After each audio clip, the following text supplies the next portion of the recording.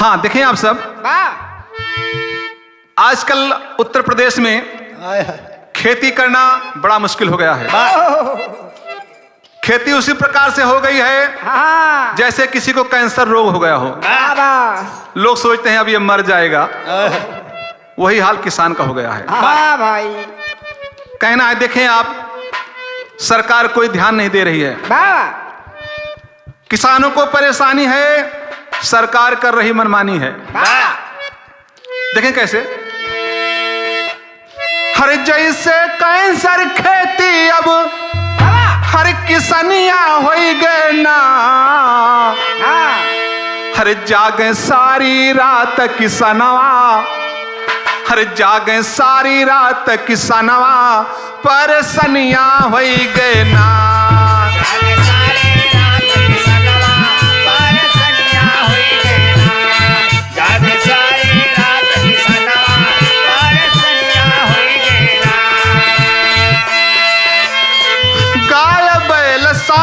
चारे गेहूं राई धानावा,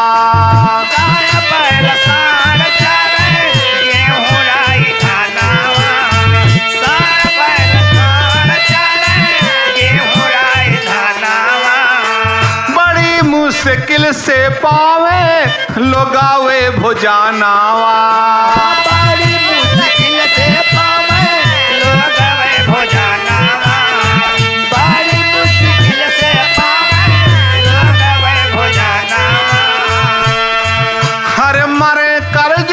किसान राड़ दुल्हनिया हो गए ना। जागे सारी रात किसनवा, परसनिया हो गए ना। जागे सारी रात किसनवा, परसनिया हो गए ना।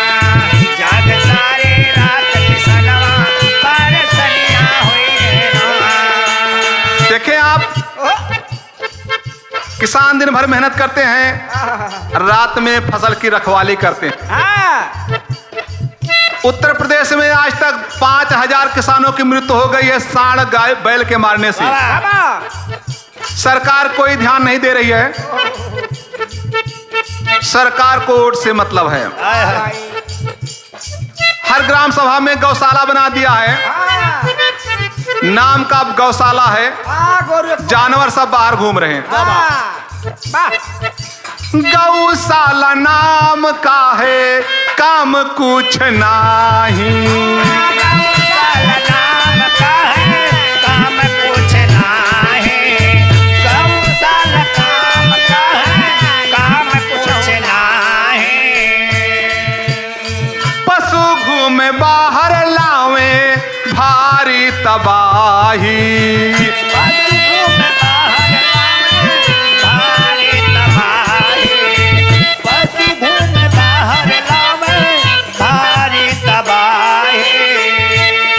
सरकार ने गौशाला बनवा दिया है। जो जबरदस्त गाय बैल सांड हैं, कमजोर जानवरों को गौशाला में मार डाल रहे हैं, और जो ज्यादा दबंग है वो बाहर भाग करके किसानों की फसल चर रहे हैं, और उन्हीं गौशाला के पशुओं के नाम पर ग्राम प्रधान, सेक्रेटरी, अधिकारी, कर्मचारी कमीशन खा रहे हैं। चारा भूसा कमीशन पर लाते हैं। पशु सब बाहर घूमे लावे तबाही। पशु सब बाहर घूमे लावे तबाही। पशु सब बाहर घूमे लावे तबाही। हर खाए कमीशन चारा में मनमानिया हो गए ना।